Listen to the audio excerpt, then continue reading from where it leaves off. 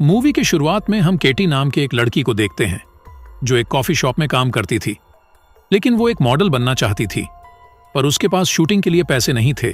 और तभी उसे दीवार पर फ्री फोटोग्राफी और मॉडलिंग पोर्टफोलियो का एक एड दिखाई देता है, जिसमें से वो उनका नंबर नोट कर लेती है और घर आकर उस नंबर पर कॉल करती हैं और एक पोर्टफोलियो के तौर पर उनको अपनी फोटोग्राफ्स भेजती है। तब उन लोगों को उसकी फोटोज पसंद आ जाती है और वो उससे कहते हैं कि सुबह 10 बजे हमारे स्टूडियो आ जाना। इसीलिए अगली सुबह केटी वहां पर जाती है तो वहां पर एक और शूट हो रहा था जो काफी अजीब तरीके से हो रहा था। इसी दौरान केटी वहां पर 3 लड़कों से मिलती है जो कि आपस में भाई थे, जिसमें से एक का नाम इवान था, दूसरे का नाम जॉर्जी था और तीसरे का नाम निक था। अब केटी अपने साथ कुछ कपड़े भी लाई थी। तब इवान उसमें से एक कपड़ा चूज करके उसको पहनने के लिए कहता है, लेकिन केटी जब वो ड्रेस पहनती है तो इवान इतना ज्यादा खुश नहीं दिखता और वो उससे कहता है कि तुम इससे भी ज्यादा छोटे कपड़े पहनो, जिस पर केटी कहती है कि मैं मॉडल बनने के लिए इतना ज्यादा नीचे नहीं गिर सकती, जिसे कहकर वो वहां से चली जाती हैं। और उसने अपने दिल से भी निकाल दिया था कि वो मॉडल बनेगी। फिर अगले दिन जब केटी जॉगिंग करके वापस आती है तो उसके दरवाजे पर कोई नॉक करता है और ये उसी आदमी का भाई जॉर्जी था जिसने केटी को फोटोशूट के लिए बुलाया था। तब वो केटी को एक पेन ड्राइव देता है और कहता है कि इसमें आपकी फोटोज है, आप चाहें तो इसे देख सकते हैं और हमने अपने पास से आपके सभी फोटोज डिलीट कर दिए हैं ताकि आपको बुरा ना लगे। तब केटी वो पेन ड्राइव ले लेती है। अब रात में हम जॉर्जी को देखते हैं जो केटी के फोटोज को हवस की नजरों से देख रहा था, यानी कि उसने उन फोटोज को डिलीट नहीं किया था।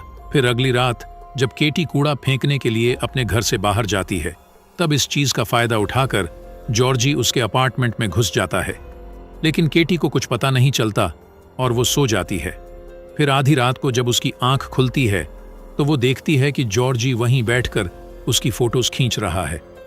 तब वो उसको घायल करने के लिए एक इलेक्ट्रिक गन से उसको शूट करती है और चिल्लाते हुए वहां से भागने की कोशिश करती है, लेकिन तभी जॉर्जी उसको पकड़ लेता है और उसका मुंह बंद करके अंदर की तरफ घसीटता है, जिसके बाद वो उसको मारता है और उसके मुंह में कपड़ा डालकर उसको चुप रहने के लिए कहता है। फिर वो उसके दोनों हाथ पीछे करके बांध देता है और एक चाकू दिखाकर कहता है कि अगर तुमने जरा सी भी आवाज निकाली तो मैं तुम्हें मार दूंगा। लेकिन केटी के पड़ोसी ने उसकी आवाज सुनी थी, इसीलिए वो चेक करने के लिए उसके रूम में आता है और तभी जॉर्जी उसके पेट में चाकू मार के उसको मार डालता है। फिर वो केटी का बहुत ही बुरी तरह से रेप करता है, जिसके बाद उसको पछतावा होता है कि उसने बहुत ही गलत काम किया है और वो रोते हुए अपने भाइयों को कॉल करके वहां बुलाता है। तब उसके दोनों भाई तुरंत वहां पर पहुंच जाते हैं, लेकिन उसको डांटने के बजाय वहां के सभी सबूत मिटाने लगते हैं कि उनके ही भाई ने ये मर्डर किया है। फिर इवान उस चाकू को उठाता है और जॉर्जी के फिंगरप्रिंट्स मिटाकर उसमें केटी के फिंगरप्रिंट्स लगाता है ताकि पुलिस वालों को लगे कि केटी ने ही इसको मारा और बाद में खुद भाग गई। जिसके बाद वो केटी को ड्रग्स खिलाते हैं और उसको एक बक्से में बंद करके अपने साथ कहीं पर ले जाते हैं। फिर जब केटी को होश आता है तो वो देखती है कि निक उसके साथ बहुत ही गलत कर रहा है, जिसके बाद वो तीनों भाई मिलकर उसको काफी टॉर्चर करने लगते हैं और फिर वहां से चले जाते हैं। फिर कुछ देर बाद जॉर्जी उसके लिए कुछ कपड़े लाता है, लेकिन इस बार केटी जॉर्जी पर अटैक करके वहां से निकल जाती है और भागते हुए पुलिस वालों के पास आ जाती है। तब ऑफिसर उसको अपने साथ पुलिस स्टेशन ले आता है, लेकिन तभी वहां पर एक औरत आती है और ऑफिसर को कहती है कि मेरे साथ भी ऐसा हो चुका है, इसीलिए मुझे इसके साथ बात करने दीजिए, ये अच्छा फील करेगी। जिसे सुनकर ऑफिसर उसकी बात मान लेता है, लेकिन ये औरत अच्छी नहीं थी क्योंकि ये इन्हीं तीनों लड़कों की माँ थी जिन्होंने केटी के साथ ये सब किया था। फिर वो केटी को अपनी गाड़ी में बिठा लेती है। तब केटी उससे कहती है कि मुझे अमेरिकन एम्बेसी जाना है, जिस पर वो औरत कहती है कि तुम चिंता मत करो, पहले मेरे घर जाकर फ्रेश हो लो, उसके बाद हम अमेरिकन एम्बेसी चलेंगे। तब केटी भी उस पर ट्रस्ट करके उसकी बात मान लेती है, जो केटी की सबसे बड़ी गलती थी। फिर वो औरत उसको लेकर अपने घर आ जाती है और उसी बेसमेंट में ले जाती है जहां से वो भागी थी। तभी इवान केटी को दोबारा से पकड़ लेता है, जिसके बाद वहां पर इवान का पिता आता है और कैटी के बॉडी में इलेक्ट्रिक शॉक देकर उसको टॉर्चर करने लगता है, जिसके बाद वो उसके साथ गलत काम भी करता है।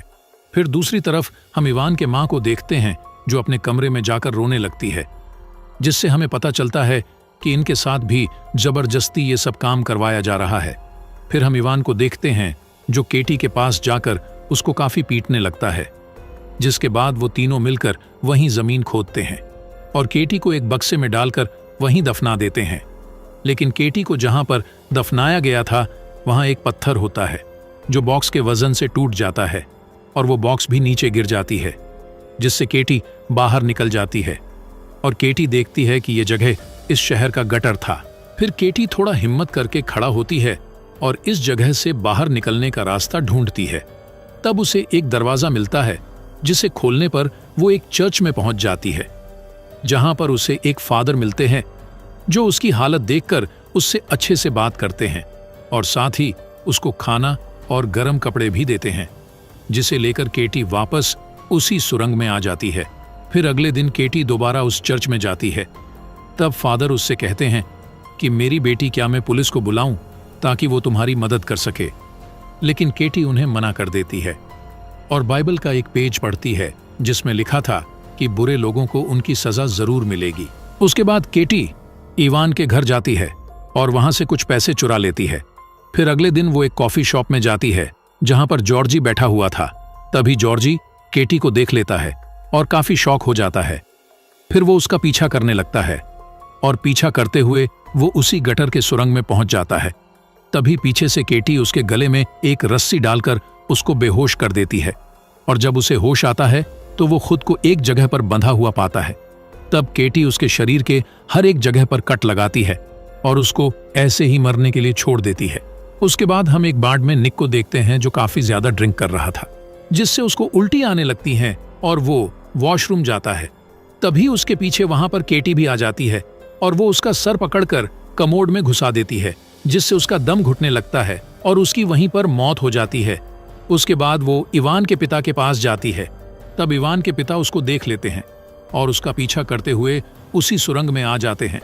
तभी केटी उसको मारकर बेहोश कर देती है और उसको उसी तरह इलेक्ट्रिक शॉक देती है जैसे उसने केटी को दिया था।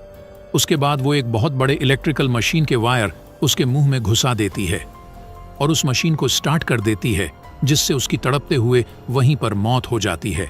जिसके बाद केटी उसी बेसमेंट में जाती है और एक गाना बजाती है, जिसे सुनकर इवान की माँ वहां पर आती है।